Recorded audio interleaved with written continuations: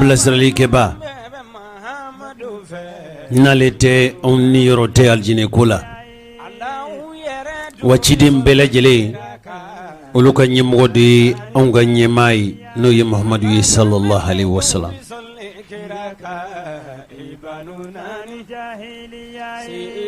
Ciden sallallahu alaihi wasallam ale de ye Ala ka tɛmɛsira ye, tɛmɛsira min n'o bɛ duniya kisi, mɔgɔw lasɔmini. Ala ye layidu ta cɛ min ye, wallahi Muhammadu sallallahu alaihi wasallam a ye kangari de da, kangari min n'o bɛ duniya kisi ka bɔ filibantiya baaraw ma. Hadamadenw u bɛ se ka bilasira jɛlen kan cogo min, Ala kelen de ye maa ye maa min sankolo ni dugukolo cɛ. Fɛn o fɛn bɛ yen o dɔnba de ye Ala ye, wa fɛn o fɛn bɛ yen a bɛɛ lajɛlen bɛ segin Ala de ma. Wallahi ne denw, wallahi ne denw, wallahi ne denw, aw ka kuma ye tiɲɛ ye. Wallahi ne denw, aw ka kuma ye tiɲɛ ye.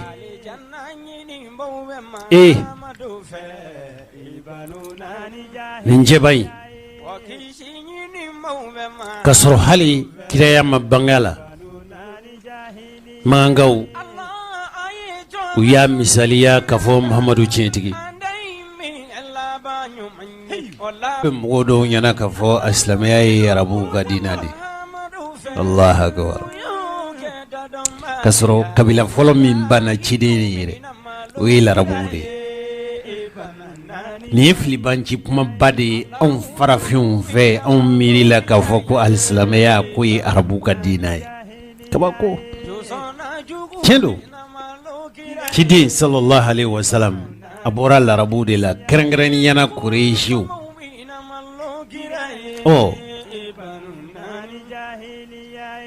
Ala ka hakili ɲumanw d'a ma, ni y'an dɔn ka ye. Wallahi wallahi tiɲɛnikɛlaw, hasidiw, Bani Israila ka minnu tɛ sira Ala ɲɛ.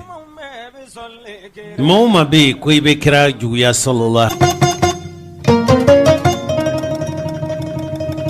An balimaw, an ka jamanakuntigi n'o ye furancɛ fanga, dɔw ko fangalatɛmɛ fanga, dɔw ko waati latɛmɛ fanga. O jamanakuntigi n'o ye bandaw ye, o bandaw a bɛ Faransikaw ka faaba la n'o ye Paris ye. A takun ye fɛn min ye, o ye jamanakuntigi minnu bɛ yen n'o ye farafinna jamanakuntigiw ye. Olu ni diɲɛ setigi jamana 20 minnu bɛ yen n'a bɛ f'o ma ko G20. O G20 o ye diɲɛ setigi jamana 20 ɲɔgɔn bonyɔngo ye minnu tɔmɔnen don. Farafinna jamanakuntigiw ani o diɲɛ setigi jamanaw ka lajɛ dɔ bɛɛ senna. Anw yɛrɛw ka furancɛ fanga ɲɛmɔgɔ n'o ye bandaw ye kabili kunungo, n'o bɛnna mɛn kalo tile 18 ma. Ale fana bɛ Faransikaw ka faaba la. Ko takun ye fɛn min ye, o ye kunbɛn kun de ye ka jateminɛ kɛ yali farafin jamanaw dɛmɛ bɛ se ka se olu ma haju minnu b'u la nafoloko la. Wa o nafolo a ɲinikun de ye yala komi farafinna b'a fɛ ka baara kɛ, baara dun tɛ taa manakun kɔ. Bɛɛ lajɛlen b'a dɔn k'a fɔ diɲɛ labɔlen don bana fɛ, bana min n'a bɛ fɔ a ma ko coronavirus. Diɲɛ lasogolen don ni bana in ye bi. Hali minnu bɛ yen n'olu ye dugutalaw ye, baarakɛlaw, diɲɛ taama kɛbagaw. Nin bana in kɛra sabu ye ka mago sase mɔgɔ caman ma. Hali ni a ma mago sase, a ye gɛlɛya se mun ma u ka baara siratigɛ la. Hali ni mɔgɔ min ye Faransi ta, an ka jamanaden minnu bɛ yen, Chine, l'Américain jamana, l'Europe jamanaw kɔnɔ an ka jamanaden minnu bɛ yen, caman ka baara sonsorora ka sabu kɛ coronavirus ko ye. U ko o de ma ko pandémie COVID-19. A ye kɔlɔlɔ min se farafinna jamanaw ma diɲɛ yɛrɛ kurukara bɛɛ lajɛlen. Farafinna tɛ baara nafolo kɔ, o nafolo ninnu sɔrɔli gɛlɛya donna la. Wa coronavirus kɛra sabu ye ka jamana caman, hali n'a ma jamana minnu sigi u sen sabara kɔnɔ, a ye gɛlɛyaw se o jamana ninnu ma baara ni nafolo sɔrɔli siratigɛ la. O gɛlɛya in o kɔlɔlɔw sabu de y'a to bi ko ka farafinna jamanaw o kuntigiw ni anw yɛrɛw ta b'a la n'o ye bandaw ye ninnu bɛ Paris o kunbɛn u ɲɛsigiw la min bɛ tali kɛ farafinna yɛrɛ a jamanaw u bɛ labaara ni nafolo minnu ye o manakun ninnu sɔrɔlen o kɛnɛ in sigikun de tun y'o ye anw yɛrɛw minnu n'anw ye farafinna tilebiyanfan jamanaw ye kɛrɛnkɛrɛnnenya jamana 5 minnu bɛ yen n'o ye saheli jamanaw ye n'u kɛn bɛ k'u ka dabali an'u seko an'u fangaw fara ɲɔgɔn kan cogo min u bɛ se ka papalikɛlaw bɛn k'u ka daga wuli a bɛ fɔ o de ma ko G5 Sahel o jamana kuntigiw ani o jamana marabaw bandaw bɛ o la Mohamed Bazoum n'o ye Niger jamana ɲɛmɔgɔ ye Mohamed Ould El Ghazouani n'o ye Mauritanie jamana ɲɛmɔgɔ ye ani Tchadkaw ka ministre n'o y'u ka jamana marabolo ministre bi n'o ye Pahimi Padakeye Albert ninnu bɛɛ lajɛlen u bɛɛ lajɛlen bɛ Paris olu tun ye ɲɔgɔn ye kabili mai kalo tile 17 dunanjiginso dɔ la o de senfɛ sa jamanakuntigi ninnu min bɛ yen n'u mɛn bɛ fanga na ka tɛmɛ u bɛɛ lajɛlen kan o de ye Burkina jamana ɲɛmɔgɔ ye a kɛra u ka ɲɛmɔgɔya kɔnɔna na ni jamana 5 ninnu u kuntigiw u ka tɔnsigi kun tun ye fɛn min ye o bɛɛ ye olu ka haminako tun ye fɛn min ye n'o ye kana ani lakana ye jidi ani nafolo sɔrɔli ka baara kɛ cogo min u bɛ se ka jɛ ka file kelen fiyɛ olu kɔni jɛra ka hakilina dɔ de sɔrɔ gɛlɛya minnu bɛ olu dala kɛrɛnkɛrɛnniyana min ye farafinna yɛrɛ a jamanaw o jamana 5 ninnu gɛlɛya minnu bɛ u la sɔrɔ ni nafoloko la min yɛrɛ bɛ tali kɛ kɛrɛnkɛrɛnniyana fɛn 2 fo fɛn 3 hami bɛ olu la fɔlɔfɔlɔ o ye kana ani lakana ye a filanan o ye coronavirus a kɛn bɛ ka kɔlɔlɔ min se o jamana kofɔlen ninnu ma sɛbɛn min bɛ n'a bɛ fɔ a ma ko sɔgɔmada kibaru le y'a jira k'a fɔ o jamana kuntigi ninnu da sera fɛn min fana ma o ye papalikɛla wale jugu kɛbaa minnu n'a bɛ fɔ ma ko terrorisiw nazaraw fɛ a kɛn bɛ olu kɛn bɛ k'u kɔ a fɔ kɛlɛli min na u da ser'o ma ani Tchad yɛrɛ ka jɔda min fanga ka bon la kosɛbɛ info matin y'a jira k'a fɔ diɲɛ yɛrɛ a wari cakɛbondaso baw caman na ye nin kunbɛn minnu n'o bɛ senna Paris o dɔ ye jumɛn ye o diɲɛ fantan 4 wari bon n'o ye Fonds monétaire international ye o cakɛbondaso min sigilen don nafoloko la hali wari bon min bɛ yen n'o ye diɲɛ yɛrɛ wari bonba ye n'u k'a ma ko Banque mondiale hali farafinna yɛrɛ tɔgɔla waribon min sigilen don farafinna jidili la n'o ye Banque africaine de développement ye ninnu bɛɛ lajɛlen bɛna ɲɔgɔn ye a dabɔkun tɛ foyi ye gɛlɛya minnu bɛ farafinna ka nafolo ni sɔrɔko la dɔw bɛ se ka ɲɛ bɛ se ka sɔrɔ o gɛlɛya ninnu na cogo min sabu a bɛ san 30 bɔ bi farafinna ka nafoloko nafolo minnu ye manakun ye min b'a to farafinna bɛ se ka baara o nafolo ninnu sɔrɔli gɛlɛyaw bɛ o la min ye an faso Mali ta ye sa a ɲɛ ci ka bon kosɛbɛ sabu an bɛ don min i n'a fɔ ko bi cɛkɔrɔba ni musokɔrɔbaw hali n'a danna anw ka sugufiyɛw kɔnɔna ma ni n'a bɛ taa san nasɔngɔ ani n'aw sɔngɔ gɛlɛyalen don ka se hakɛ minnu ma fɛnw bɛɛ gɛlɛyalen don an fɛ Mali kɔnɔ yan ko an ka furancɛ fanga ɲɛmɔgɔ a ye kun ni lajɛ in na a kun dɔ ye nin ye wa jamana ɲɛmɔgɔ furancɛ fanga ɲɛmɔgɔ n'o ye bandaw ye ko a yɛrɛ bisimilara Emmanuel Macron fɛ n'o o ye Faransi jamana kuntigi ye bi wa farafinna jamana kuntigiw caman welela nin kɛnɛ kan.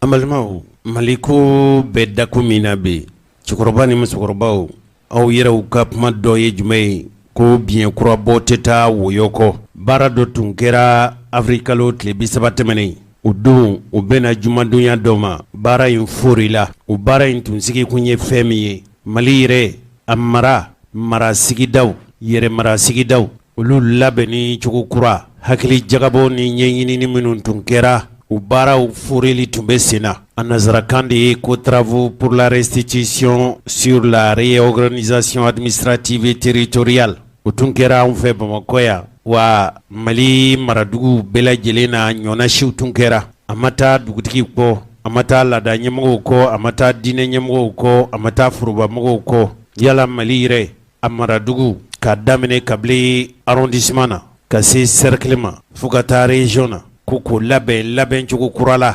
misali yala ni a tun y'a sɔrɔ ka fɔ Mali yɛrɛma hɔrɔnya ta waati min région min tun bɛ Mali kɔnɔ o tun ye région wɔɔrɔ de fo ka na Amadu Tumani Ture se fanga na wa yɛlɛmana ka kɛ 8 ye o sisan u b'a fɛ ka a yɛlɛma ka na n'a ye fo hakɛ dɔ de la yɔrɔ dɔw bɛ yen olu tun faralen don ɲɔgɔn kan ka kɛ yɛrɛmara dugu ye a bɛ fɔ minnu ma ko région o région dɔw bɛ ci région kuraw bɛ dilan cercle kuraw bɛ dilan arrondissement kuraw bɛ dilan misaliyala u ye sɛbɛn minnu bɔ o ye k'a fɔ Bamako bɛna kɛ arrondissement 6 de o arrondissement nin bɛɛ lajɛlen u bɛna kɛ u yɛrɛ dama yɛrɛmara dugu ye yɛrɛmara yɔrɔ ye o baara minnu n'o bɛɛ senna a yera k'a fɔ yɔrɔ caman bɛ yen o yɔrɔ ninnu olu kan ka yɛlɛma dɔw bɛ fara ka bɔ dugu dɔw bɛ fara ka bɔ yɔrɔ dɔw la dɔw bɛ k'u dama yɛrɛmara dugu ye dɔw yɛrɛw na kɛ u dama yɛrɛmara dugu ye o ŋaniya tali min bɛ senna a kuma cayalen don kosɛbɛ don kibaru tɛmɛnen ninnu an tun y'a jira u la k'a fɔ min ye Gurumara Rosi ye Welesebugu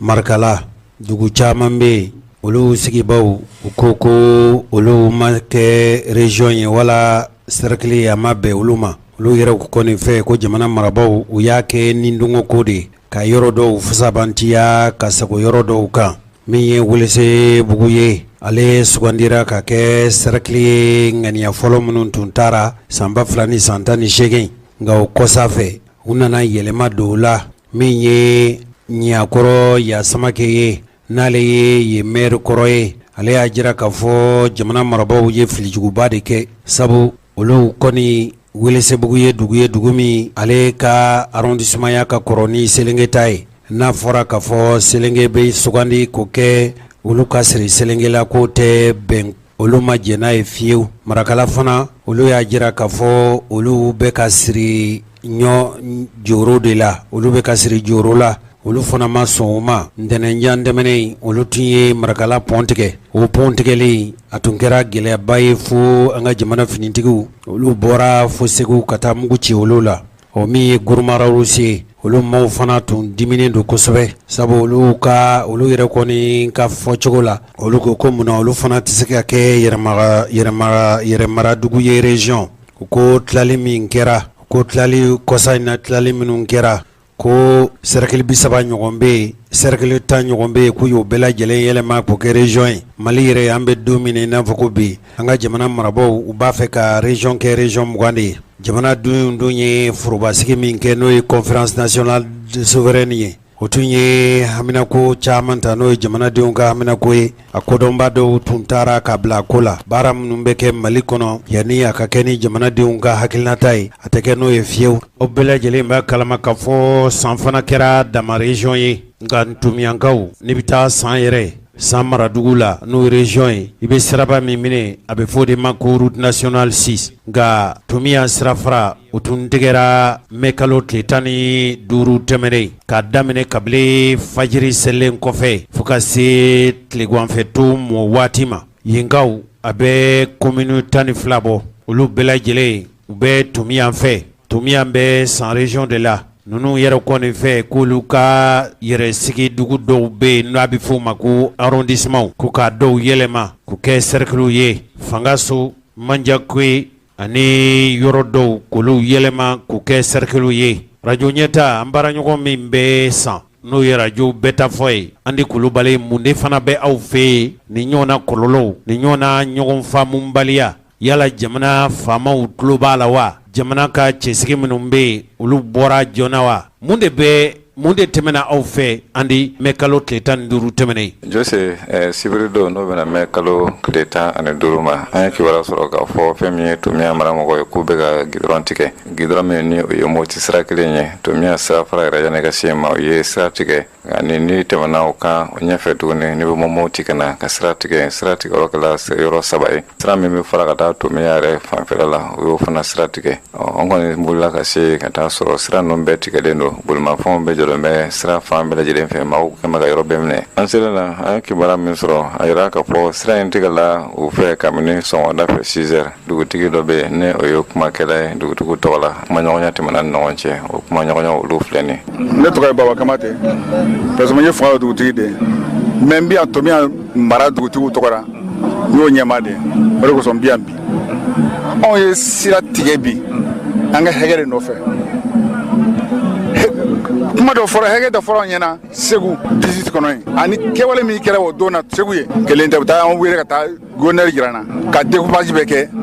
Tomia foyi ma k'ara an ko sisan an bɛ segin so n bɛna fɔ an somɔgɔw ye ni min bɔra la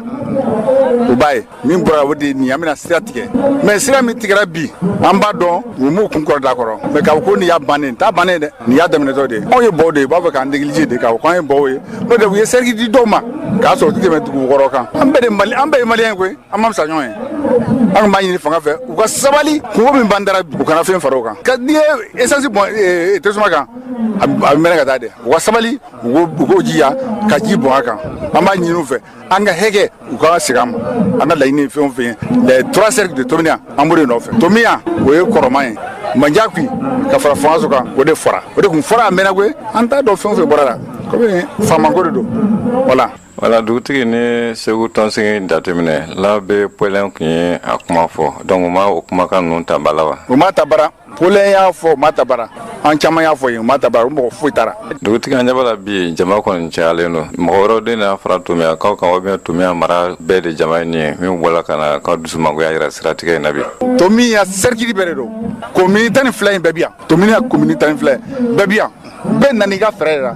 ko cercle ka d'an ye an nana o de kan faamaw sera o ma yan wa u ni jeunesse de communiquera jeunesse min fɔ an ye dɛ u n'u ye communiquera ko a tɛ se ka na ko parce que lakanabaa t'a de bolo o don ni mɔgɔ tɛ fɛn na i bɛ kuma dɔ fɔ anw bɛɛ bi yan a ye ni se ka fisa n'anw bɛɛ ni ye o ni bɛ kelen ɲɛmaa kan don an bonya b'a yɔrɔ vraiment o yɛrɛ tɔgɔ dɔ k'a fɔ e tɛ se ka bɔ sanga na yan a vraiment o kɔni a bɛ kɛ cogo min an t'a dɔn bi bɔlen kɔfɛ n'a ka kumakanw ma tan b'a la bɔli wɛrɛ bolo dalen b'aw bolo a dugutigi inchallah n'ala sɔnn'a ma a bɛ dɔ wɛrɛ bolo da ni dɔ wɛrɛ bolo dara o mankan ye o bɛ juguya nin ye dugutigi an y'a ye sɔrɔsiw ka kɔnvoi dɔnna na a ka mɔgɔw ko k'olu tɛ tɛmɛ o tun sɔrɔla cogo di bon finitigiw tɛ tɛmɛ o tun kɛra erreur de n'o tɛ finitigiw ninnu an tun o kɛra erreur de an kuma denmisɛnninw fɛ u y'u labila u tɛmɛna an b'an ka kɛlɛ kɛ fo ka s'a dan dugutigi o de la kan jumɛn b'i bolo ka ɲɛsin san région mɔgɔw bɛɛ lajɛlen ma welekan min bɛ ne bolo ka da san région mɔgɔw ma san dugudenw ninnu u k'u jija u ka fara Tomiakaw kan cercle 4 bɛ se ka kɛ région ya mais ni cercle 3 kun farala kan joli don kɛ 7 ya ni Tomia kun kɛra 7 mamisa an b'a ɲini sankaw fɛ u k'u jija Tomiakaw ka ko u k'a dabara a b'u de nafa koyi n'u m'an tabara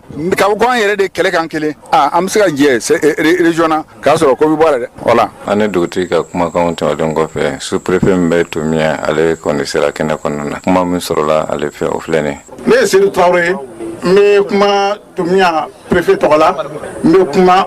san gouverneur tɔgɔ la ale de ye n bila ka na yan bi n ko yanni n ka don kuma kɔnɔna la n bɛ fɔlɔ ka Ala tanu Ala min ye kow daminɛ ka Ala tanu Ala min bɛna kow laban ka maire min bɛ yan k'olu fo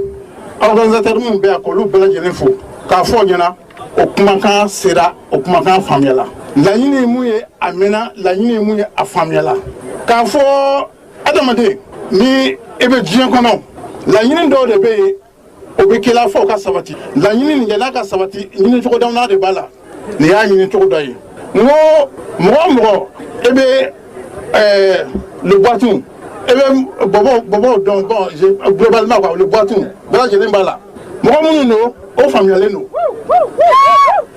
walayi o ye tiɲɛ dɛ o faamuyalen don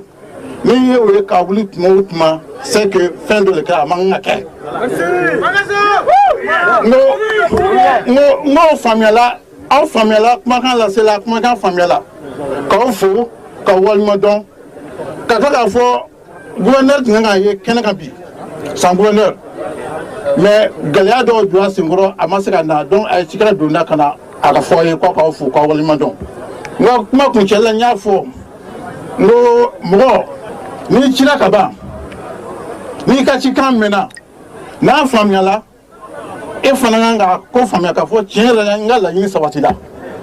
k'a ɲini minnu wulikajɔw kɛ k'o bɛɛ lajɛlen fo k'a ɲini u fɛ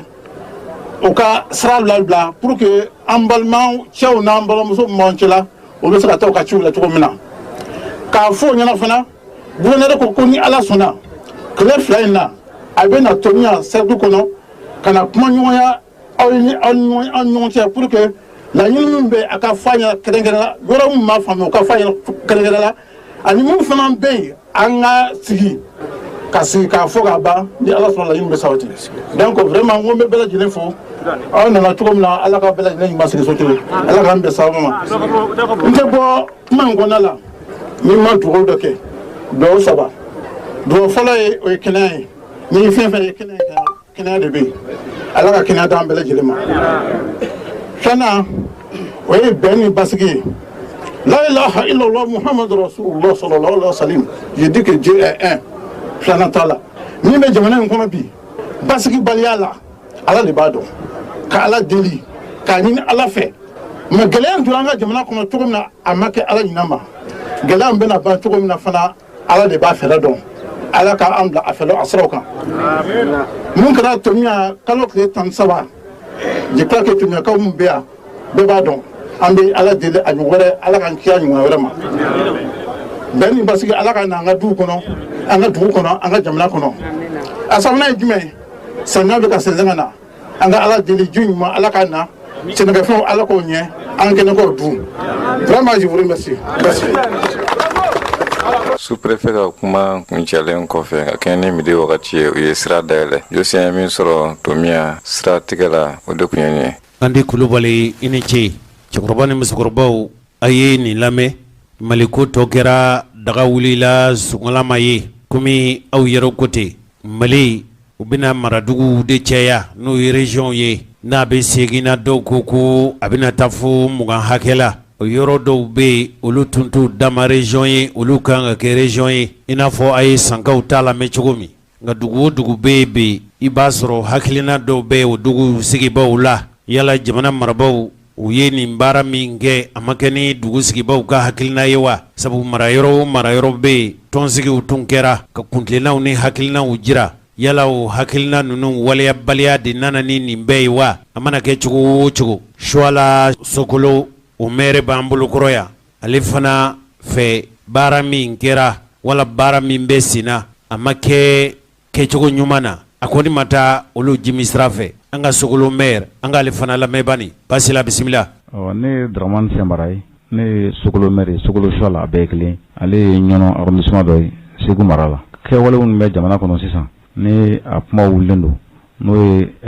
sigida farafarali n'u ye découpage administratif hukumu kɔnɔna de don donc comme a b'a dɔn an tun ye baara fɔlɔ dɔw kun boloda depuis 2018 ala u tun y'an wele ka taa ɲɔnɔ an bɔra Sokolo Suwala ka taa ɲɔnɔ ka taa sigi ka fɔ dɔw kɛ yen nɔ u taara ni dalilu ni fɛn minnu ye ka yira k'a fɔ ɲɔnɔ arrondissement 12 la wala bɛɛ bɛnna kan ka fɔ Sokolo walima Suwala o de kan ka kɛ cercle an bɔra ɲɔnɔ an taara Segu o baara kelenw fana don donc o baara la critère minnu b'a la critère 4 b'a la n'o ye jamako ye n'o ye développement yɛrɛ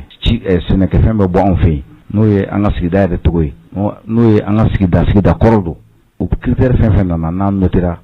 Suwala passera a bɛɛ la donc Segu fana bɛn kɛra kan ko Suwala de bɛ kɛ ɲɔnɔ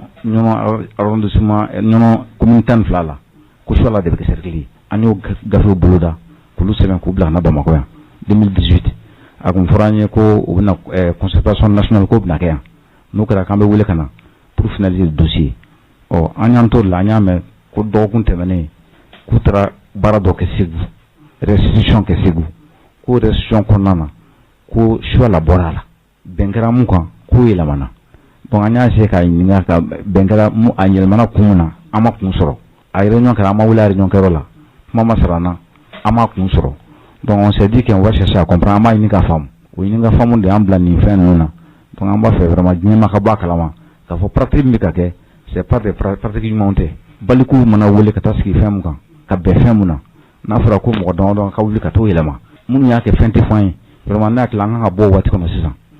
sigida maire ye nin koba bɛ se ka kɛ cogo di ka sɔrɔ o mɛ wele ani mɔgɔ minnu taara nin sigi fana ni mɔgɔ sugu jumɛn don. bon vraiment ne ko n bɛna f'i ye n ye nkalon tigɛ n t'a kalama réunion bannen de ne donna mɔgɔ dɔ wele ka ci fɔ n ye ko nin kɛra wele ma bila ne ma wele voilà o de ye ci fɔ ne ye donc anw ka la komi a b'a dɔn k'a fɔ Sokolo n'o ye Suwala ye ani Jabali ani Dɔgɔfiri ani Farabugu kelen bɛ fɔ anw bɛɛ bɛ sigida kelen na donc an ka baara la ni Sokolo tun kɛra cercle ye Dɔgɔfiri Jabali ani Farabugu olu bɛɛ kɛra arrondissement ye donc an b'a dɔn parce que an ka kungokolon ka bon an ka kɛnɛ b'an fɛ yen fɛn bɛɛ de bɛ yen bagan bɛɛ bɛ taa min an fɛ yen office sɛnɛ la an bɛ office malo min bɔ an ka yɔrɔ la c'est après 43% office bɛɛ ka malo sɛnɛnen na donc o kɔrɔ ko jɔyɔrɔ b'anw na quoi voilà o y'a kelen et puis filanan fana ye mun ye depuis 1800 tubabuw nalen an fɛ yan nɔ u tun ye soit la kɛ cercle ye fɔlɔ soit la kɛra cercle ye u ye soit la cercle ya kɛ u tilal'o la u taara nara cercle créer ka bɔ nara ka taa masina créer donc soit la cercle créer la nara ni masina ye parce que olu nalen olu b'a dɔn k'a fɔ n'u ma cercle créer soit la ka ye minɛ u tɛ se ka Mali mara parce que kungo kolon de bɛ yen bingalikɛla ni fɛnw de bɛ yen a kungo n'i ma ye mara a ka gɛlɛn ka Mali mara donc olu y'o baaraw kɛ ka taa maintenant olu tilala ka Sogolo cercle bɔ yen ka taa n'a ye nara bon an ka mɔgɔ minnu nana an kɔfɛ n'o y'an ka marabaaw ye olu m'a faamu k'a fɔ u kun kan ka cercle in sigi a nɔ na pour que lafiya ka na n'u tun y'o sigi o na an bɛ kɛnɛ min kan bi o kun tɛ kɛ mais u y'o to yen fo an bɛ kɛnɛ min kan bi ni lakanabaliya nana n'i b'a fɛ ka Mali lafiya i b'a fɛ Segu ka lafiya i bɛ Sogolo garanti fɔlɔ parce que kungo b'anw de fɛ yen a bɛɛ bɛ yen tubabuw y'o de faamu tubabuw nana ka kan sigi tubabukan Sogolo kan sigila Kati kan ye hélicoptère tun bɛ jigin Sogolo commandant 20 de tubabu commandant 20 de sigira Sogolo ka Sogolo mara pour que tubabuw ka se k'u ka baara kɛ donc c'est pour que yɔrɔ min bɛ point mun na point stratégique de don non seulement a kɛra cercle ka tɛmɛ wa kungo kolon bɛ yen nɔ sɛnɛ la fana a bɛ marché wa jama b'an bolo o critères ani office ministère ka dugukolo caman bɛ yen o critères bɛɛ de y'a to ne bɛɛ bɛnna kan k'a fɔ vraiment ne mɔgɔ jɔyɔrɔ kan ka ta ka kɛ cercle ye Sogolo de bɛ taa ne mɔgɔ dɔgɔnin taara ka t'o b'o la ka taa k'u bɛ taa Nampala ta u y'a bɔ Sogolo na sisan n'o ye Suala ye k'a kɛ Nampala ye Nampala ni Suala bɛ fankelen fɛ an bɛɛ bɛ ɲɔnɔ cercle kɔnɔ voilà Nampala fana arrondissement ye comme Suala arrondissement ye cogo min na mais an bɛ Suala ta kɛ Segu don min na Nampala représentant tun bɛ yen n b'a fɔ o tulo b'a la u jɛnna n'a ye ka fɔ Suala de ka k'a ye ne tun bɛ a kɛnɛ kan bɛɛ kɛra ne ɲɛna an ni Nampala maire ka adjoint n'u nana bi k'u bɛn'o Nampala an bila ɲɔgɔn na an b'an ka sigida la nin y'a san hakɛ cɛ an bɛ sigi furu de b'an ɲɔgɔn cɛ bɛnkan de b'an ɲɔgɔn cɛ n'u nin kɛ u bɛna gɛlɛya de don an ka commune na u bɛna gɛlɛya don an ka sigida la a tɛna bɛn bilen an bɔra Farabugu kungo la sisan o gɛlɛya la bɛɛ y'o ye k'o mɛn n'a fɔra an ma b'o la u bɛna gɛlɛya wɛrɛ créer ni nin kɛra a bɛna ni gɛlɛyaba de ye Kurumari tɛ lafiya bilen parce que an ka yɔrɔ u b'a fɔ ma ko Kurumari Sogolo Jabali Dɔgɔfiri Nampala o tu falen ɲɔgɔn kan fɔ ko le Kurumari o kɔnɔna an bɛ sigi la yan mɛnna an bɛ ɲɔgɔn dɔn furu b'an ɲɔgɔn cɛ fɛn bɛɛ b'an ɲɔgɔn cɛ n'u nana nin kɛ sisan Kurumarikaw yɛrɛ bɛnna mun kan aw ko ayi a tɛ kɛ ten a b'a k'a ta ye n'u y'a kɛ mankan b'a la dɛ. Mais dɔgɔkun tɛmɛnen na k'a fɔ ko fɛn min ye ɲɔnɔ pɔ ye Marakala pɔ ko tigɛra mɔgɔ min y'o tigɛ a b'o kalama. An b'o kalama o ye Marakala ta ye parce que Marakala fana kun retenu na u ye Marakala bɔ a la sinon Sogolo fana an fana ye marché kɛ Sogolo an ye marché kɛ ka image bila. I n'a fɔ bɛnkan kɛra fɛn minnu kan n'u nana fɛn de ka se k'a caman yɛlɛma ni. Bingan kɛra fɛn fɛn kan u y'o bɛɛ de yɛlɛma u ma mɔgɔ ɲininka. I wele ka ɲuman fɔ faamaw ɲɛna ka sababu kɛ tulo b'i la. Fɔ n b'a fɔ halisa u ka sabali vraiment jamana in an mago tɛ mankan na bi an bɛ basigi de nɔfɛ pour que an ka jamana ɲɛta sɔrɔ u bɛ sira min kan o tɛ basigi sira ye dɛ u ka sabali u ka segin u kɔ jama bɛnna mun kan bɛɛ bɛnna mun kan mɔgɔ dama dama kana na k'o yɛlɛma o tɛ fɛn ye ne tɔgɔ Daramani Sɛnpara ne ye Suala maire ye n'a fɔ ma Sogolo. Fɛ ne tɔgɔ ye Mahamadu Abdulayi Kulibali nka n dɔnnen don Jaka fa de la ayiwa Suala ka den minnu bɛ yan nɔ na olu ka tɔnba ko ADASI Association pour le développement de l'arrondissement de Sogolo ne ye olu ka lasigiden ka fara monsieur le maire ka kuma in k'a dafa arrondissement in na a ye dugu minnu fɔ Jabali commune Dɔgɔfiri commune ani Suala commune olu bɛ faralen ɲɔgɔn de bɛ wele ko arrondissement de Sogolo kube yɛrɛ o bɛ Suala dugu kɔnɔ ayiwa tɛmɛnen kɔfɛ min fara monsieur le maire ka kuma kan a fɔlɔfɔlɔ Suala yɛrɛ n'o ye Sogolo ye dugu kɔrɔba de don dugu in bɛ yen kabini Wagadu ko bɛ sen na datiw la minnu sɔrɔla archive nationale la présidence la ni an bɛ se k'o fɔ Suala bɛ yen kabini 1430 Suala bɛ yen nɔ na k'a daminɛ o waati la fan filɛ yɔrɔ min na i n'a fɔ maire y'a fɔ ka na se tubabu nali ma tubabu nani u ye Suala ta u y'a kɛ cercle ye a kɛra cercle ye ka da kun dɔw de kan sigida 4 tun bɛ yen n'a y'o fɔ Kurumari Kala Nampala Munimpe ni sigida 4 tubabu nani sinzanni fanga tun bɛ waati min n'o ye Madimasika fanga ye gɛlɛya dɔ donna ni ɲɔgɔn cɛ tubabu y'a ye nin yɔrɔ nin n'an ma taa sigi ye n'an ma cercle kɛ yen ka tila ka kan sigi yen nɔ na an tɛ se ka Sudan tɛ se ka mara fiyewu donc o kan sigili la an b'a fɔ yan nɔ na o fɔlɔfɔlɔ an bɛ se ka kuma min fɔlɔ n'an bɛ se ka date kumaba dɔw ta o la yen nɔ na o date fɔlɔfɔlɔ kɛra bɛnkan dɔ don ɲɔgɔn cɛ Suala kɛra cercle ye Archinar le 14 mai 1893 Suala kɛra cercle ye n'a bɛ fɔ ko Sogolo comme Sogolo in Suala a bɛɛ ye dugu kelen maa caman t'o danfara dɔn Sogolo in ye administration ye tɔgɔ min ta ye nka dugu dɔnnen don tɔgɔ min na o de ye Suala ye donc Archinar ye Suala kɛ cercle ye le 14 mai 1893 Suala kɛra cercle ye o la yan nɔ na ka yɛlɛma o la ka na fo ka na se hali école ko ma soit la école Mali école fɔlɔ dɔ ye soit la cercle Mali cercle fɔlɔ dɔ ye i n'a fɔ Segu cercle i n'a fɔ Bafulabe cercle i n'a fɔ Kayi cercle depuis 1800 waati o kelen na soit la école fana o dayɛlɛla le 1er mars 1896 a san kɛmɛ ɲɛnajɛ kɛra 1996 o taara kɛ Sogolo dugu kɔnɔ yen nɔ na donc ninnu ye fɛn kumabaw ye an bɛ minnu di joona pour que a ka dɔn ko min ka kɛ kun min kama an tɛ ka kan kun fɛ Mali dugukɔrɔbaw dɔ la yen nɔ na donc ninnu bɛɛ lajɛlen kɔfɛ n bɛ jumɛn wɛrɛ fɔ ka da o kan na ni a fɔra ko sisan choix la mara in kɔnɔna na cercle in kɔfɛ ka bɔ i n'a fɔ maire y'a fɔ ka bɔ 1893 la ka na 1917 la 1893 1917 choix la ye cercle ya kɛ o waati kɔnɔna na tubabu kumandan 20 de fɔra ɲɔgɔn kɔ a la de 1893 à 1917 1893 n'i y'a fara ɲɔgɔn kan a bɛ taa san 24 jateya la san 24 jateya donc o de kɛra o kɔfɛ cercle ka sɔrɔ ka bɔ choix la i n'a y'a fɔ cogoya min na ka tɛmɛ Naran fɛ ka taa tɛmɛ fo Kémasi kelen fɛ nɔ na depuis o de sa fo bi an ma cercle ya sɔrɔ donc concertation min nana kɛ an kɔrɔ yan nɔ na 2018 o concertation min kɛra Michel Maire y'a fɔ cogoya min na kuma lasurunya la bɛɛ nana ka na ɲɔgɔn sɔrɔli min kɛ Segu le 14 le 13 le 14 le 15 novembre 2018 concertation min kɛra yɔrɔ saba kun tara Sokolo b'o la Yangaso b'o la ani bon n ɲinɛna sabanan kɔ ka fɔ k'olu bɛ kɛ cercle ye mais a fɔra nin saba la ni foyi ma sɔrɔ choix la bɛ k'a ye ka sababu kɛ jumɛn ye an ye ko minnu fɔ ka tɛmɛ critère minnu fɔra a dɔ ye ko lakana n'o ye sécurité ye sécurité sira fɛ point minnu ɲinina na choix la kelen ye point 30 sɔrɔ ka sababu kɛ choix la bɛ Mauritanie frontière la ani Mauritanie bɛ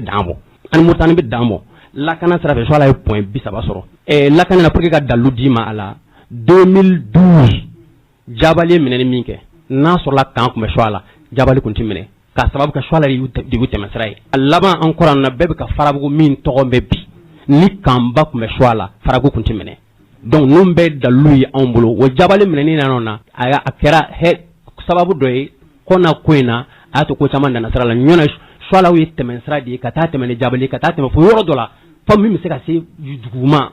an yɛrɛ sigilen tɛ ni min ye donc ni o sécurité in kɔfɛ o ye sécurité sira ye économie sira fɛ monsieur le maire da sera ma n'o b'a fɔ ma ko poids économique anw bɛ se k'a fɔ minnu na critère minnu fɔra Segu concertation régionale min kɛra yen nɔ na nationale min kɛra yen nɔ na économie sira fɛ k'a fɔ ko zone office yɛrɛ bɛɛ lajɛlen na kɛrɛnkɛrɛnnenya la ni Jabali zone ta Jabali bɛ choix la arrondissement de fɛ Sogolo arrondissement de fɛ n'i y'o ta ko sɔrɔ o sɔrɔ la office ka sɔrɔ la 43 an ka yɔrɔ b'o di office malo sɔrɔli la i y'a ye donc n'o bɔra yen nɔ na expérience mara tɛmɛn'o na expérience minnu fɔra ka tɛmɛ donc ni expérience ninnu ta an bɔra ka kuma dɔw fɔ sisan k'a daminɛ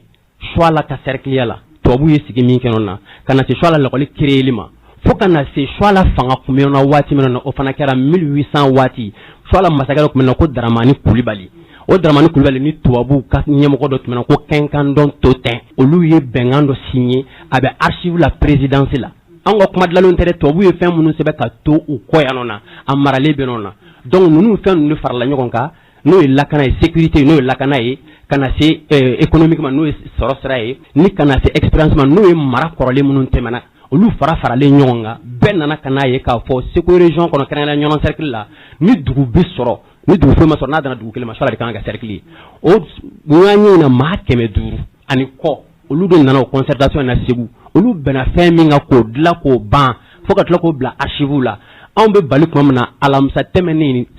avril kalo tile 29 ka dugu jɛ juma tile 30 la ko maa 45 ka taa se maa 50 ma olu ka jɛ ka ko dɔ dilan anw ka maire to kalama commune 3 in Jabali maire t'a kalama Dɔgɔfire t'a kalama choix la t'a kalama officiellement anw kɔni t'a kalama donc k'a fɔ ko maa 45 walima maa 50 olu kana maa 500 ani kɔ olu ka baara kelen k'o yɛlɛma tile kelen ka choix la bɔ a la ka marakala bɔ a la olu dɔw yɛrɛ tenu na an ma se k'a faamu an ka mɔgɔw ma wele kunnafoni ma di an ma foyi ma d'a ma ka an bɔ a la tan na et puis an kɛra cogoya min na sisan anw ya komi ye Sogolokaw bɔ maliyɛnya la sabu an tɛ ɲɔgɔn cercle fɛ bilen an tɛ cercle wɛrɛ fɛ bilen na sabu kama k'a dilan ka colonne kɛ k'a bila Sogolo Dɔgɔfire Jabali k'a dilan k'a bila koloni langolo la kap alblasirona cercle maseba la fu maseba la o kuma an malien wante malien donc an na kun nindi kan kuma kan lase abe se ka se yoro wo yoro la ma minga ka me yoro jan ani yoro suru che ani muso faratine faraje dimseni makoroba be ka me femi mba an kabi o yinye ka lase mo ka me malikola ambi kuma laban fora un koroke ani nganye moko ne monsieur le maire alif ka fu sabe ka daka ni mbaren on be kale de deme ambe so la ko ambe sukulu ko ambe kan ka kelenge mais ale de ba an nyefe donc avec chesrimina aka daga fo ko amba ko amaka de may foloy flana ami wele mimbla o ya anga jamana diwnye jamana diw anga nyele anga wuliti ko do kuma sera an doken na shura fenko la ka doken galondiko la ka doken nyon labla la ka doken nyon janfana dokero la ti anga hakli soro anga ke anyere yi dambitiki yala anga kanyere yi horonya la anga kanyere yi dinetiki yala hanna makani shanga kanyere yi chela mabse ka chentiki hanni te dinetiki donc anga hakli tola ka fanga jamana nyamo ye fana ukujo ukajo joro la jamana din olu yere mamunu delege ku blaka ta baramina olu ni sigida mo yere bena baramunun ka sangele san fila ka se san saba bien san na kun yan fɛ ma damadɔni ka wuli ka n'o yɛlɛma minnu mɔgɔ t'o kalama jamana ɲɛmɔgɔw k'a lajɛ u k'u jɔ ni maa minnu ye nin kɛ u k'a tigiw ɲini u ka dɔn n'u danna u ni min ka kɛ u k'a k'u la pour que jamana in lafiya bɛ se ka na basigi bɛ se ka na hakilisigi bɛ se ka na ne bɛ se ka min fɔ ka fara n ka ɲɛmɔgɔ monsieur le maire Abdramane Sembarata kan o de ye nin ye wasalaamu aleykum wa rahmatulahi wa barakatuhu Mahamadu Abdulayi Kulibali dɔw bɛ n wele baba mais n dɔnnen don choix la n'a ɲɔgɔntigiw la ko jaka fa